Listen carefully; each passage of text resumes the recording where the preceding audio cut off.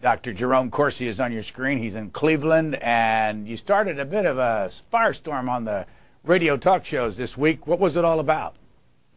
Well, Brian, it's a great honor to be with you. I wrote an article in WorldNet Daily in which I'm discussing this new presidential directive. It was a national security and homeland security presidential directive, and the designations of it on the White House website are NS for National Security, PD for Presidential Directive 51, and HS for Homeland Security, PD 20.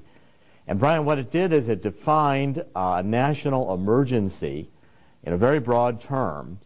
It gave the president the ability to declare that a national emergency existed, and then assumed that the president could take up the following powers, which is all national essential functions for continuity of the government, including directing all federal, state, local, territorial, and tribal governments, as well as private sector organizations, which were going to continue functioning under the president's directives in the event of a national emergency. And Brian, I wrote about it because I think this is the most broad definition of emergency powers I've ever seen a president award to themselves, and it really is virtually dictatorial powers, the ability to take over and manage all levels of government, including private sector organizations. And the directives have no indication that to get these powers, the president has to go to Congress. It looks from the language as if the president, on his own declaration, President Bush could just say, well, we have an emergency, and there's some very broad definitions of emergency in the Security and Prosperity Partnership working groups. We have an emergency, it's avian flu, and I'm going to assume all these powers, and I'm now directing even tribal governments.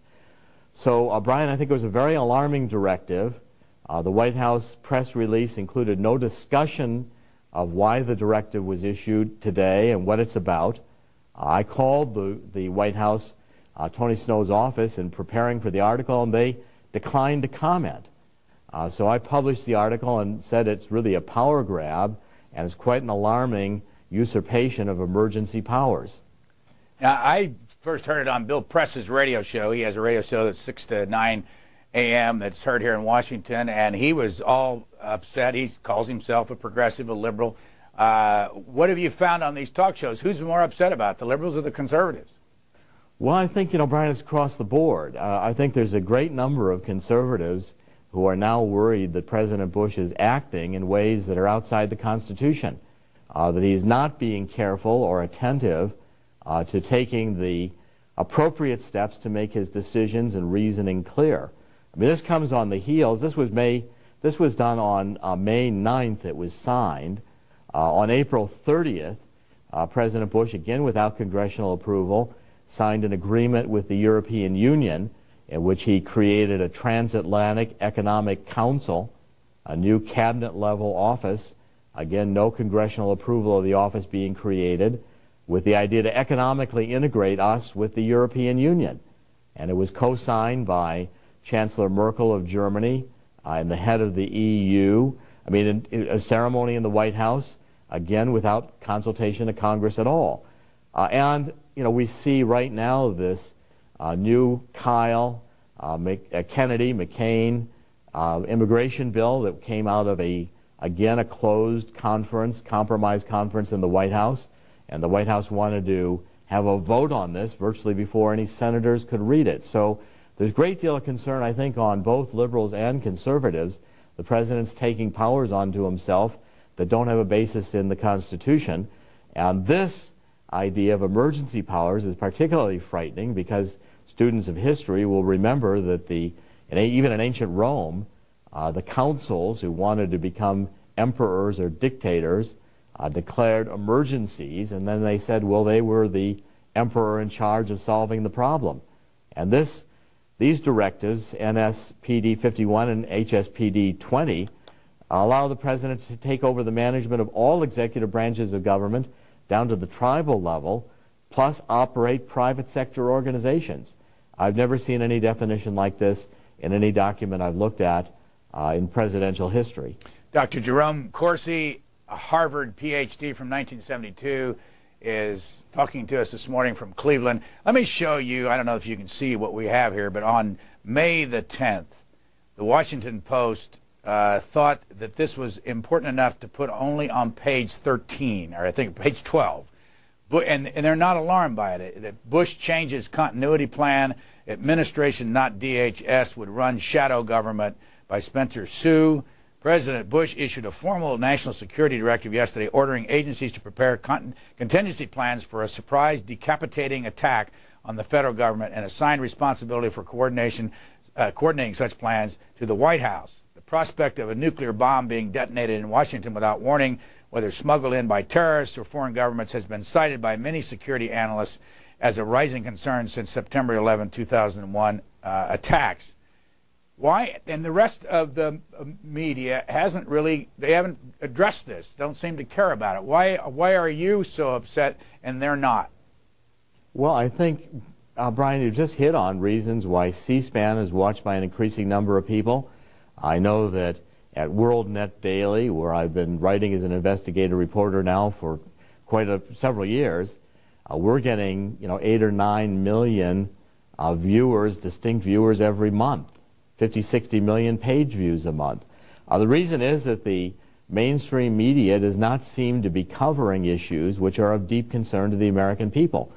The idea that the president could redefine a national emergency to be completely within his own authority is fairly frightening. I mean, we have a National Emergency Act, which has already passed. It's U.S. Code, Title 50, Chapter 34, Subchapter 2, Section 1621, and it requires that the president, in declaring a national emergency, come immediately to Congress and publish the declaration in the Federal Register.